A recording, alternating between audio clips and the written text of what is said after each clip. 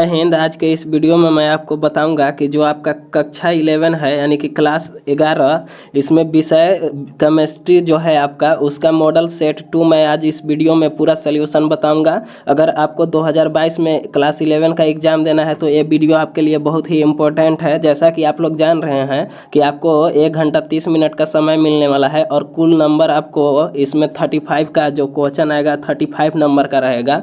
तो चलिए इस वीडियो में मैं आपको बता देता हूं कि कौन कौन सा क्वेश्चन पहले पूछा गया है और कौन कौन सा क्वेश्चन जो है कि मॉडल सेट 2 में है। जितने भी पहले क्वेश्चन पूछे गए हैं वे सारे क्वेश्चन को मैं टिक करवा दूंगा, ताकि उम्मीद है कि इस वर्ष भी एग्जाम में आ जाए तो आपके हाथ से बचने ना पाए। तो चलिए हम लोग देखते हैं कि कौन सा क्वेश्चन है और कौन कौन सा क्वेश्चन पहले पूछा गया है। जैसा कि आप यहाँ देख रहे हैं क्वेश्चन नंबर 1, इसमें पूछा जा रहा है कि SO2 का आणविक द्रव्यमान है, यानी कि question number 1, the molecular mass of SO2 is. तो इसका करेक्ट आंसर हो जाएगा आपका बी, यानी कि 64 यू। आप इसमें ऑप्शन बी को टिक कर लेंगे। ये क्वेश्चन जो है कि आपका VVI है, आप इसको VVI में टिक कर लेंगे। ये क्वेश्चन पहले पूछा गया है, उम्मीद है कि इस वर्ष भी आ सकता है, तो इसके लिए आप तैयार रहेंगे।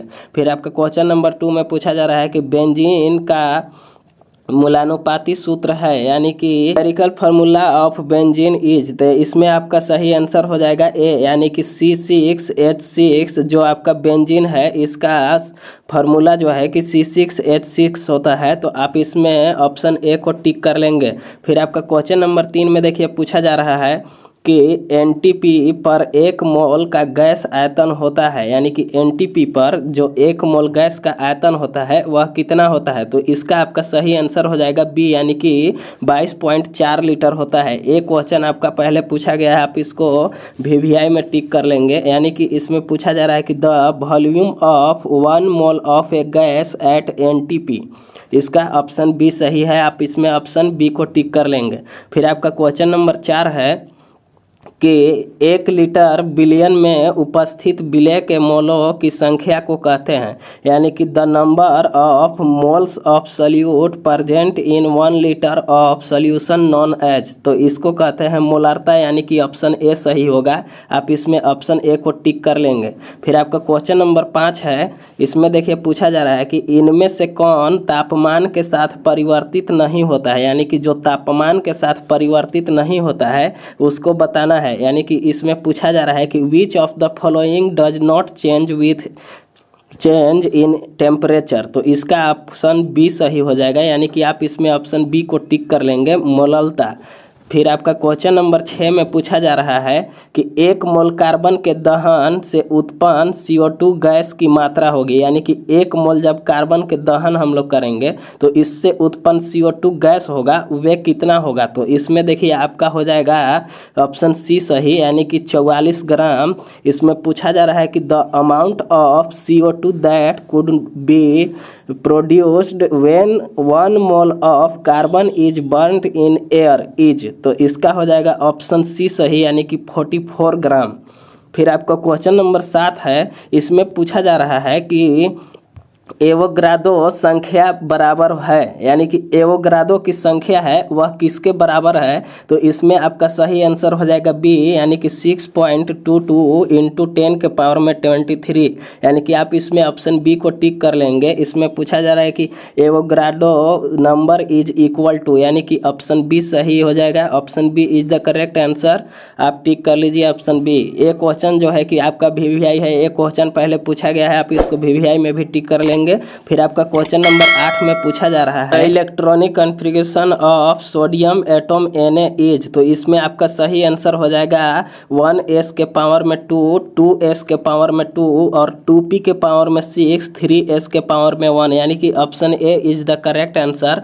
यानी कि इसमें पूछा जा रहा है कि सोडियम परमाणु का इलेक्ट्रॉनिक विन्यास है, तो यानी इसमें ऑप्शन ए सही है, आप इसमें ऑप्शन ए को टिक कर लीजिए।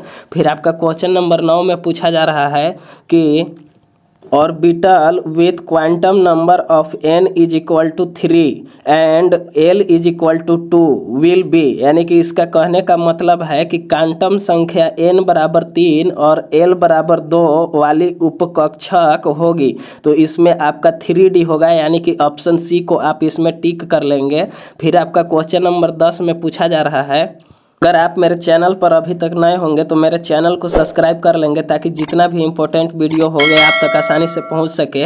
आपका कक्षा 11 के एग्ज़ाम होने के बाद, जो आपका कक्षा 11th है इसका एग्ज़ाम होने के बाद मैं 12th का पूरा कोर्स का तैयारी करवाऊंगा। उसके लिए आप मेरे चैनल को सब्सक्राइब कर लेंगे और मैं सभी कोर्स में जितने भी इम्पोर्टेंट चीज़ है उसको विशेष करके बताऊँगा। तो इसके लिए आप मेरे चैनल को सब्सक्राइब कर दीजिए। अगर आपको वीडियो अच्छा लगे तो मेरे वीडियो को लाइक भी कर देंगे। फिर देखिए इसमें क्वेश्चन नंबर 10 में पूछा जा रहा है कि which atom is indicate by the configuration He2S के पावर में 1। तो इसका आपका सही आंसर बी हो जाएगा, यानी कि Li। आप इसमें बी को टिक कर लेंगे।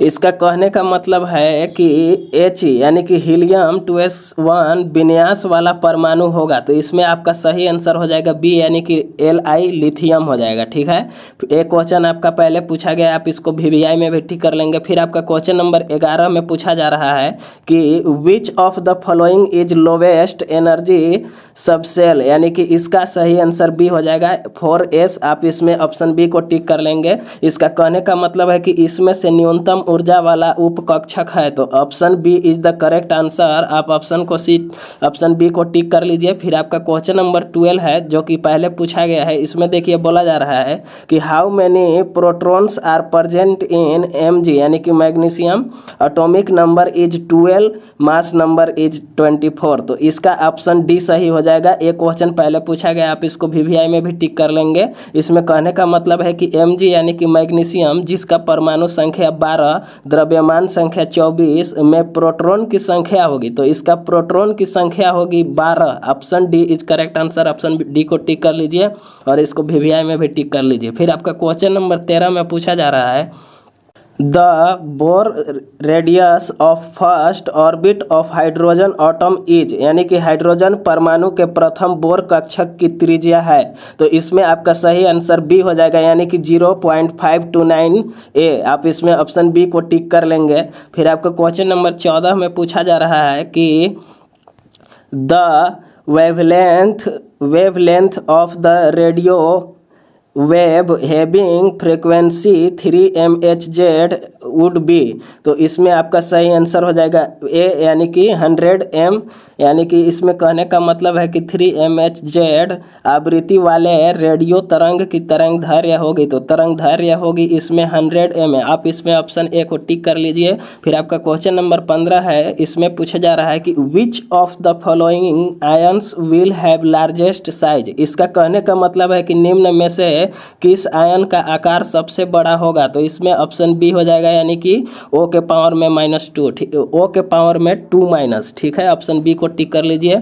फिर आपका क्वेश्चन नंबर 16 में पूछा जा रहा है कि which group of element is commonly known as halogens, यानी कि होलोजन्स जो है, इसमें कहने का मतलब है कि किस समूह के तत्व को हैलोजन के नाम से जाना जाता है। तो इसमें ऑप्शन बी सही हो जाएगा, यानी कि समूह 17 जो होता है आपका समूह 17, इसको हैलोजन के नाम से जाना जाता है। आप इसमें ऑप्शन बी को टिक कर लीजिए। फिर आपका क्वेश्चन नंबर 17 में पूछा जा रहा है कि which of the following configuration has highest ionisation energy, यानी कि इसमें कहने का मतलब है कि निम्नलिखित में से किस विन्यास की आयनन ऊर्जा अधिकतम है। तो इसमें ऑप्शन सी हो जाएगा, यानी कि NH2NP6। Option C is correct answer. आप इसमें ऑप्शन सी को टिक कर लीजिए। फिर आपका क्वेश्चन नंबर 18 है जो पहले पूछा गया है। इसमें देखिए पूछा जा रहा है कि an element with atomic number 35 is placed in which period of the periodic table. तो इसमें कहने का मतलब है कि एक तत्व जिसकी परमाणु संख्या 35 है को आवर्त सारणी के किस आवर्त में रखा जाएगा। तो जिसकी परमाणु संख्या 35 होगी उसकी जो आवर्त सारणी होगा उसमें आवर्त 4 में रखा जाएगा, यानी कि option B is the correct answer. एक क्वेश्चन पहले पूछा गया, इसको VVI में टिक कर लेंगे। फिर आपका क्वेश्चन नंबर 19 है, यानी कि 19 में पूछा जा रहा है कि which of the following has highest electronegativity. इसमें कहने का मतलब मतलब है कि निम्नलिखित में किसकी विद्युत ऋणात्मकता अधिकतम है? तो इसमें option A is correct answer. आप इसमें ऑप्शन ए को टिक कर लीजिए एफ। फिर आपका क्वेश्चन नंबर 20 है। ए पहले क्वेश्चन पूछा गया, इसको वीवीआई में भी टिक कर लेंगे। इसमें पूछा जा रहा है कि how many group are present in the modern periodic table. इसमें कहने का मतलब है कि आधुनिक आवर्त सारणी में समूहों की संख्या है। तो आधुनिक आवर्त सारणी में समूहों की संख्या 18 है, यानी कि ऑप्शन बी इसमें टिक कर लीजिए। फिर आपका क्वेश्चन नंबर 21 में पूछा जा रहा है कि equal volume of all the gases under same condition of pressure and temperature contain equal number of molecules is known as, यानी कि एक ही ताप पर दाब पर सभी गैसों के समान आयतन में अणुओं की संख्या समान होती है। नियम है, तो नियम आपका हो जाएगा एवोगाड्रो का नियम, यानी कि ऑप्शन सी इसमें सही है। आप ऑप्शन सी को टिक कर लीजिए। फिर आपका क्वेश्चन नंबर 22 है कि इसमें पूछा जा रहा है कि P V is equal to N R T is, यानी कि P V is equal to N R T है। तो इसमें ऑप्शन ए सही हो जाएगा, आदर्श गैस समीकरण, यानी कि ऑप्शन ए को टिक कर लीजिए। फिर आपका क्वेश्चन नंबर 23 है जो कि पहले पूछा गया है, इसको वीवीआई में टिक कर लेंगे।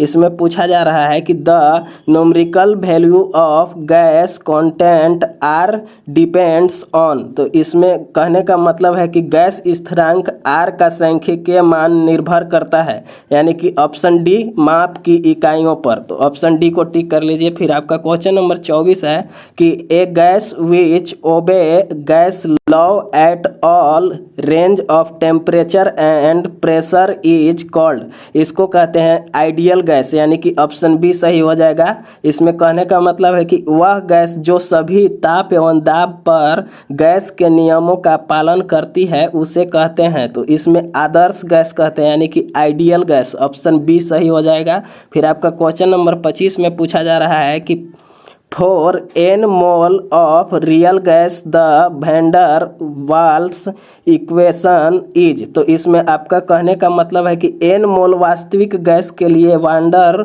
वाल समीकरण है। तो इसमें ऑप्शन डी सही है, ऑप्शन डी को आप टिक कर लेंगे।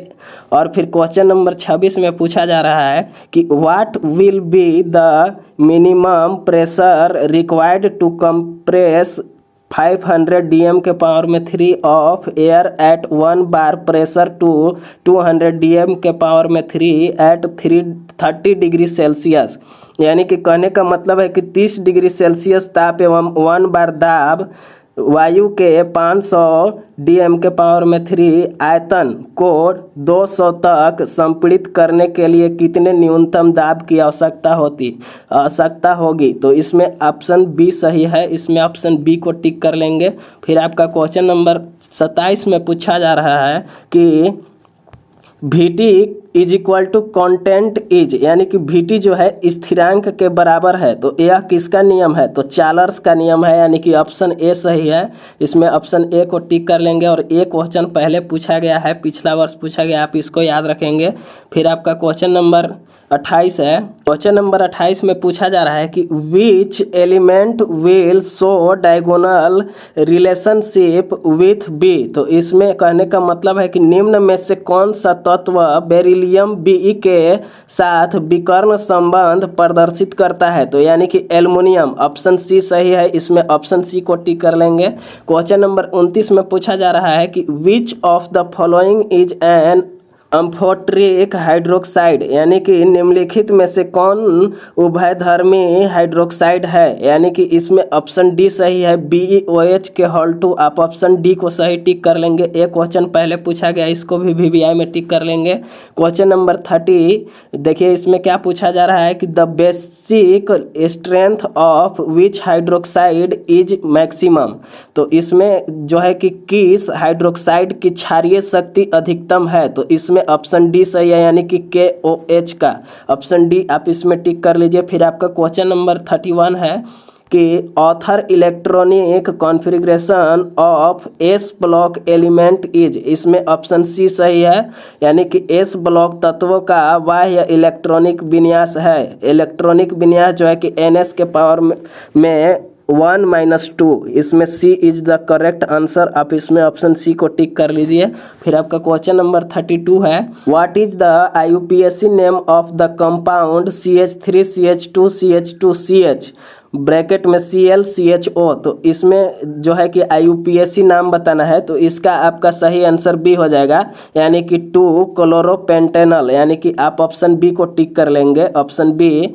फिर आपका क्वेश्चन नंबर 33 है, इसमें पूछा जा रहा है कि which of the following is N electrophile. इसमें कहने का मतलब है कि इनमें से कौन इलेक्ट्रॉन रागी है, यानी कि इलेक्ट्रॉन रागी जो है उसी को बताना है। तो इसमें आपका सही आंसर डी हो जाएगा, यानी कि BF3 को आप टिक कर लेंगे। और एक क्वेश्चन जो है कि इसी तरह का क्वेश्चन पूछा जाएगा, यहाँ पे थोड़ा सा ऑप्शन चेंज कर दिया जा सकता है, तो आप इसको याद रखेंगे। फिर आपका क्वेश्चन नंबर 34 में पूछा जा रहा है, यानी कि 34, What is the hydrogenation of carbon atom in methane molecule, यानी कि मीथेन अणु में C परमाणु संकरण क्या है। तो इसमें ऑप्शन ए सही हो जाएगा, यानी कि sp3। आप इसमें ऑप्शन ए को टिक कर लीजिए। फिर आपका क्वेश्चन नंबर 35 है कि which of the following exert plus L effect, यानी कि इनमें से कौन प्लस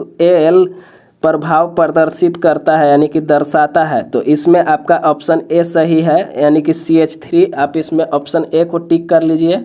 अगर आप मेरे चैनल पर अभी तक नए होंगे तो मेरे चैनल को सब्सक्राइब कर लेंगे। मैंने आपको 35 क्वेश्चन, यानी कि पूरा जो मॉडल सेट 2 है आपका 35 क्वेश्चन मैंने कंप्लीट कर दिया। अगर आप मेरे चैनल पर नए होंगे तो ज़रूर सब्सक्राइब कर लेंगे। इसी तरह से मैं आपके लिए इम्पोर्टेंट वीडियो लेकर के आते रहूँगा, ताकि आपके एग्जाम में किसी प्रकार का दिक्कत ना हो। और आप इसका अगर PDF लेना चाहते होंगे तो आप मेरे डिस्क्रिप्शन बॉक्स में दिए हुए लिंक पर जा करके टेलीग्राम ग्रुप को ज्वाइन कर लेंगे, उसमें आपको PDF दे दिया जाएगा। वीडियो में इतना ही, फिर मिलते हैं हम लोग नेक्स्ट वीडियो में नए अपडेट के साथ। जय हिंद।